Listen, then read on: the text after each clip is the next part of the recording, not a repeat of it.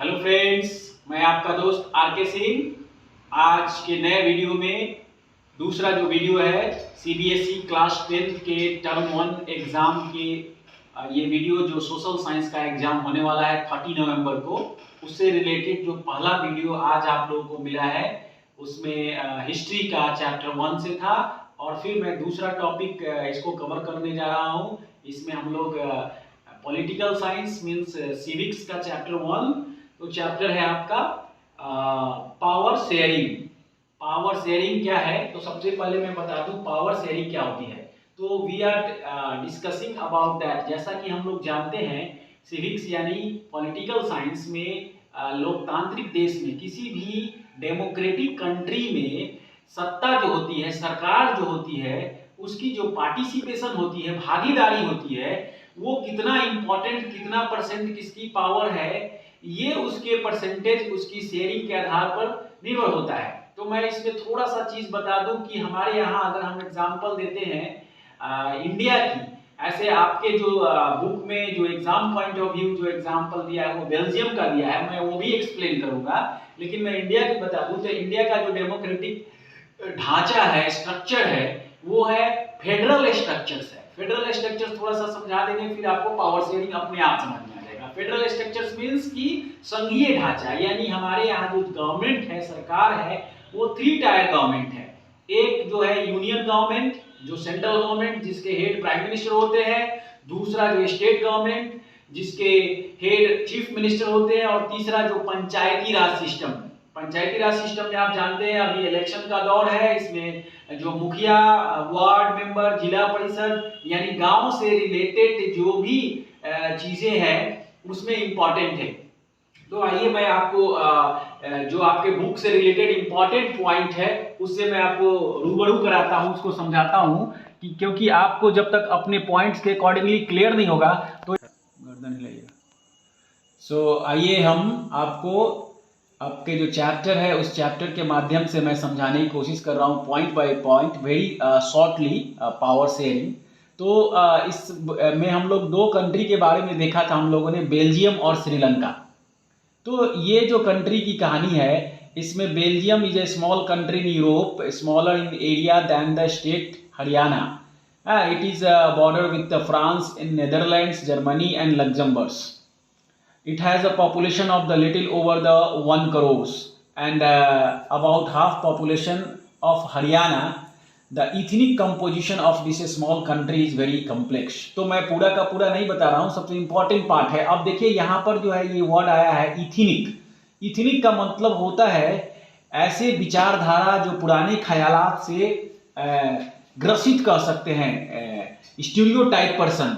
तो ये the ethnic composition of the small country is very complex. Of the country total population 59% lives in the Flemish religion, Flemish region and speak Dutch language. Another 40% people live in the Wallonia region and speak French. The remaining 1% of the Belgium speak German, and in capital city Brussels 80% people speak French while 20% are Dutch people. तो ये जो percentage बताया जा रहा है, यानी this is called the sharing of the powers. Like in we can take the example of our country. हमारे देश का एग्जांपल ले लीजिए कि हम लोग अपने कितने भाषाई, कितने लैंग्वेज हमारे देश में है। अलग अलग भाषा होने के बाद, अलग अलग भाषाएं होने के बाद मोस्टली सब भाषाएं आधारित है कि हिंदी कितने % बोलने वाले हैं, पंजाबी कितने % बोलने वाले हैं। उसी तरीके से ये जो आपको कंट्री जो आपको दिखाया गया है पावर शेयरिंग, आप देखिए यहाँ पर I have a simple equation in mind. Sharing power equal to dividing power equal to weakening the country. Weakening the country. Why do we start the talking? यानी कि ये पावर अगर शेयर हो रहा है, बट रहा है, तो कंट्री कमजोर हो रहा है, ऐसा सोचने की ये विचारधारा है। अब ये देखिए यहाँ पर दिया the minority French speaking community was relatively rich and powerful. तो this was resented by the Dutch speaking community who got benefit of economic development. तो यहाँ पर सबसे इंपॉर्टेंट चीज समझने वाला जो है आपका ये है कि ये फिगर के मैप के माध्यम से समझिए, येलो और रेड और ये शैडो वाला। तो ब्रुसेल्स जो है, ब्रुसेल्स कैपिटल रीजन, ये इस कलर से जो है आपका पिंक कलर है वालिन, वालिन फ्रेंच स्पीकिंग बोलने वाले पूरे एरिया में देखिए सबसे ज़्यादा ये है, और फ्लेमिश जो डच स्पीकिंग बोलने वाले हैं उससे थोड़ा कम, और सबसे कम जर्मनी वाले बोलने वाले हैं। तो ये इंपॉर्टेंट चीज़ है, ये बताया, ये एक तरह का से एक ही देश में इतने पावर शेयरिंग है, और इस हिसाब से देखा जाए तो हमारे देश में तो बहुत सारा कंट्री है, लैंग्वेज है। अब इसको समझिए, ethnic a social division based on shared culture, a social division based on shared culture, people belonging to the same ethnic group believed in their common descents because of similarities of physical types of or the cultural, यानी ऐसे सामाजिक जो सोच रखते हैं, social division based on the share culture. इसका best example है अपना कंट्री। हमारे यहाँ हिंदू, मुस्लिम, सिख, ईसाई सभी धर्मों के लोग रहते हैं, अपने अपने जो धर्म है, अपने अपने जो व्यवसाय हैं, अपने अपने जो फेस्टिवल है, सब लोग सेलिब्रेट करते हैं अपने तरीके से। तो सभी ना कहीं हम लोग पावर की शेयरिंग यहाँ पर भी ये दिखा जा रहा है। और इस टाइप्स के जो एक कोई खास ऐसा होता कि एक ही धर्म जो अपने सेलिब्रेट करता और वही विचारधारा में बदलाव नहीं होता दूसरे के लिए, तो वो इथनिक हो जाता। यहाँ पर ये है। दूसरा चीज आप देख सकते हैं कि वेरी शॉर्ट्स में मैं बता दूं कि श्रीलंका का एग्जाम्पल दिया है, जो श्रीलंका में तमिल बोलो बहुत ही इंपॉर्टेंट ये भाषाई है। तो ये यहाँ पर मेजोरिटिज्म इन द श्रीलंका, इस वर्ड को समझिए। मेजोरिटिज्म इन श्रीलंका में मेजोरिटी का मतलब होता है बहुसंख्यक। बहुसंख्यक मतलब ज्यादातर किसकी आबादी है, किस भाषाई की या किस पर्सन की। तो यहाँ देखिए, यहाँ बताया गया कि Sri Lanka emerged as independent country in 1948। 1948 में, ये आपका एक नंबर का क्वेश्चन बन रहा है कि 1948 में श्रीलंका आज़ाद हुआ था। The leader of the Sinhala community, और जो यहाँ के जो खास नेता थे, खास जो ग्रुप था वो सिंघाला था। अब इसको आप समझिए कि ये स्थिति कैसे बनी हुई थी। Jaffna ethnic communities of Sri Lanka, इसके माध्यम से समझिए। सिंघाला येलो कलर से ये सबसे ज्यादा भाषा बोलने वाले हैं। बीच का जो एरिया है इसको छोड़ दिया जाए, ये कैपिटल सिटी है, इसको छोड़ दिया जाए, जो इंडियन तमिल जो यहाँ पर रहते हैं, ये देखिए मैप में, और जो मेन श्रीलंकन्स है और वो ये है।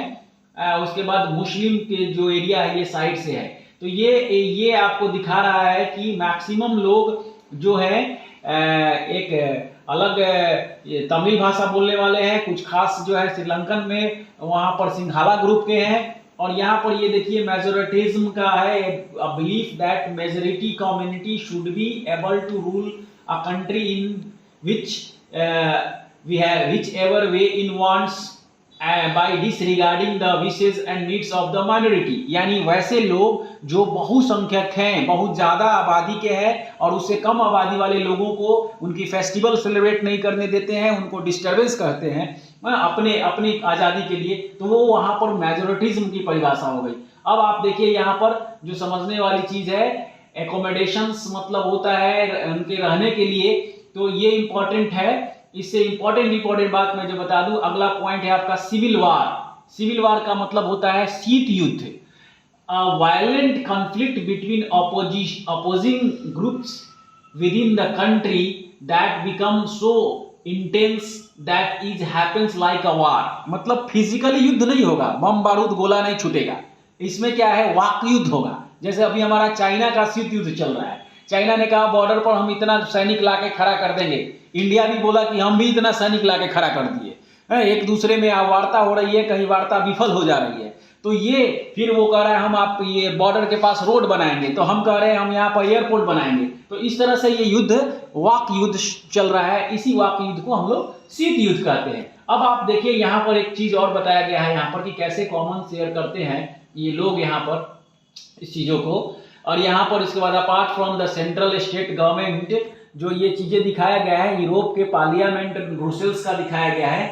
और इसके बाद आप यहाँ समझने की जरूरत ये है, ये सबसे इंपॉर्टेंट पार्ट यहाँ पर ये देखिए जर्मन गवर्नमेंट। और ये जो गाड़ी है, इस गाड़ी से समझने की कोशिश ये कीजिए कि एक गाड़ी में दो ड्राइवर बैठे हुए हैं, एक देखिए स्टीयरिंग यहां दिख रहा है आपको लेफ्ट साइड, एक राइट साइड, यानी अगर उसको कहीं दाहिने साइड मोड़ना है और दोनों ड्राइवर में आम सहमति नहीं बन रही है, एक कह रहा है मुझे बाएं मोड़ना है, एक कह रहा है मुझे दाएं मोड़ना है, गाड़ी चल पाएगी क्या?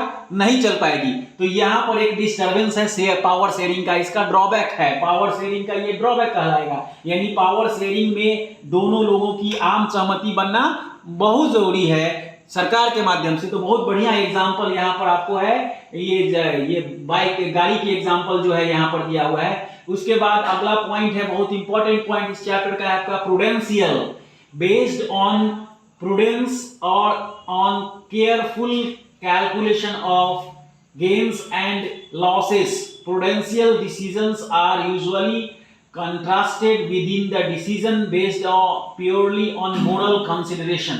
यानी पूरी तरीके से उस देश की जनता का हितों के ख्याल में रखते हुए वहां पर जो भी चीजें बदलाव हो उसके कैलकुलेशंस में, उसकी बढ़ोतरी में, तो उसको कहा जाता है प्रूडेंशियल कहा जाता है यहाँ पर आपको। यानी पूरी तरीके से उस देश के जो डेवलपमेंट है उसके बारे में उसके ख्याल रखा जाए। फिर यहाँ पर एक एग्जांपल दिया है, कैसे एक दोस्त का, जो पूरे आप लोग पढ़े होंगे कि दो दोस्त कैसे बात कर रहे हैं किसी खास जगह के बारे में। अब यहाँ पर आ गया सबसे इंपॉर्टेंट पार्ट है जो आप स्टोरी के बाद देखिए, फॉर्म्स ऑफ पावर शेयरिंग। तो इस फॉर्म्स ऑफ पावर शेयरिंग में जो है ये सबसे इंपॉर्टेंट पार्ट जो है, पॉइंट बाय पॉइंट देखिए। इन मॉडर्न डेमोक्रेसीज, आधुनिक लोकतांत्रिक व्यवस्था में जो पावर शेयरिंग है वो अलग अलग सरकार के अंग हैं, जो हम शुरुआत में ही आपको बताए थे, such as the legislature, executive and judiciary. हमारे देश के 3 अंग हैं, 3 किसी भी सरकार की है। तो लेजिस्लेचर को हम आपको कंप्लीट कर देते हैं और एग्जीक्यूटिव को, जुडिशियरी को, तो आपको ये पॉइंट क्लियर हो जाएगा। लेजिस्लेचर मतलब विधायिका, जो विधेयक पारित करता है, विधेयक पारित करता है मतलब कि जो कानून बनाता है वो हमारे देश का, हमारे देश की संसद है। इंडिया का अगर बात करते हैं तो लोकसभा और राज्यसभा। उसके बाद है आपका दूसरा पॉइंट है एग्जीक्यूटिव बॉडी, वैसी बॉडी जो बनी हुई जो कानून है, रूल है, उसको इंप्लीमेंट करे। तो cabinet of the prime ministers उनके होंगे और उनके चुने हुए नुमाइंदे, यानी देश की जनता जो उनको चुन के भेजा है सरकार बनाने के लिए, साथ साथ उनके साथ सपोर्ट में जो सिविल सर्विसेज या जो भी एग्जामिनेशन दे करके जो भी पर्सन आते हैं, वो IAS, IPS, SP, DM, BDO, ये सब का नाम सुने होंगे, ये उनको सपोर्ट करते हैं। जैसे अभी मुखिया का इलेक्शन हो रहा था तो देख रहे थे कैसे पूरा ब्लॉक से BDO का नॉमिनेशन होना, डिस्ट्रिक्ट जिला अधिकारी का वो सब पूरा कराना। तो कहीं ना कहीं ये मिल करके एग्जीक्यूटिव पार्ट हो गया, सरकार को रूल करना, रन करना। तीसरा हो गया जुडिशियरी, जो इन दोनों विवाद या जनता का विवाद को सुलझाना, जो भी प्रॉब्लम है। तो ये हो गया सबसे बड़ा पावर शेयरिंग का एग्जांपल। फिर से देखिए यहाँ पर एक और फिगर दिया हुआ है, पुतिन जो है रशिया के राष्ट्रपति, ओल्ड है ये इमेज, और बुश है, जॉर्ज बुश है अमेरिका के राष्ट्रपति। और ये डेमोक्रेसी में देखिए कैसे we got to keep the rein tight, Vladimir वो कह रहा है कि हमारे तरफ चलो, ये कह रहा है कि हमारे तरफ चलो। तो ये इस टाइप की जो स्थिति बनी हुई है। दूसरा है आपका power can be shared among government at different levels. Her country की अलग अलग सरकार होती है, अपने तरीके से किसी कंट्री में पावर शेयर करते हैं, किसी में नहीं करते हैं। जैसे चाइना का एग्जांपल ले लीजिए, चाइना में पावर शेयरिंग नहीं है, सिंगल लार्जेस्ट पर्सन है, एक ही पर्सन जो है चाइनीज कम्युनिस्ट पार्टी है, वो पूरी की पूरी क्षेत्र से लेकर के सेंट्रल तक वो चलाती है। ये उसके बाद आप देखिए यहाँ पर सेकेंड के बाद थर्ड पॉइंट कहाँ है, पावर में also be shared among different social group, यानी सामाजिक तौर पर बहुत सारी छोटी छोटी संस्थाएं हैं, ऑर्गेनाइजेशन है, जिसमें भी पावर बटा हुआ हो। यानी कि जैसे यहाँ पर हमने मुखिया का हम लोगों ने एग्जांपल दिया, उनके पास पावर है, जिला परिषद है। तो ये such as the religious and linguistic group community government in Belgium का एग्जांपल दिया है। वैसे ही एग्जांपल अगर अपने देश का देखा जाए तो बहुत सारे ऐसे हिंदू संगठन में है, जैसे RSS है, मुस्लिम संगठन में भी है, इस्लामिक लीग पार्टी है। तो वो अपने देश को सपोर्ट करने के लिए उस आधार पर ये है गया पॉइंट नंबर 3। पॉइंट नंबर 4 है power sharing arrangements can also be seen in way political parties, pressure groups and movement. तो ये इस तरह से यहाँ पर किस तरह से प्रेशर लोग बनाते हैं। तो इस तरह से आप समझ सकते हैं कि पावर मतलब सिंपल भाषा में समझ लीजिए कि जो भी सरकार बनती है, सरकार के बनाने का, रन करने का किसी भी देश में उसके जनसंख्या, उसकी भाषा के आधार पर ये बंटवारा हो जाता है। और हमारे यहाँ के और बेल्जियम श्रीलंका का एग्जाम्पल दिए कि बेल्जियम और श्रीलंका में पूरी भाषा लिंग्विस्टिक प्रॉब्लम के आधार पर वहाँ पर प्रॉब्लम था। उसी तरह से हमारे यहाँ भी देखें तो अपने अपने राज्य के क्षेत्रीय जो बने हुए जो सरकार हैं उनको, स्टेट को वो पावर दिया गया है। तो यहाँ पर इस तरह से संघीय ढांचा है, प्राइम मिनिस्टर, मुख्यमंत्री और गांव में जो भी चुनी हुई जो नुमाइंदे हैं, वो मुखिया हो, सरपंच हो, वार्ड हो, ये है। तो इस तरह से पूरी सत्ता का जो, ताकत का जो शेयरिंग है, हमें समझ में ऐसा आप लोगों को लग रहा होगा कि इसमें कुछ और पॉइंट छूटा हो तो प्लीज आगे आप कमेंट करेंगे, तो वो हम उसको जरूर आगे आने वाले कमिंग वीडियो में हम आपको एक्सप्लेन करेंगे। बट नए वीडियो में हम चाहेंगे कि नए चैप्टर जो आपके बचे हुए और सब्जेक्ट के हैं, जियोग्राफी को, इकोनॉमिक्स का, उसका हम लोग एक्सप्लेन कर पाए। Thank you, have a nice day.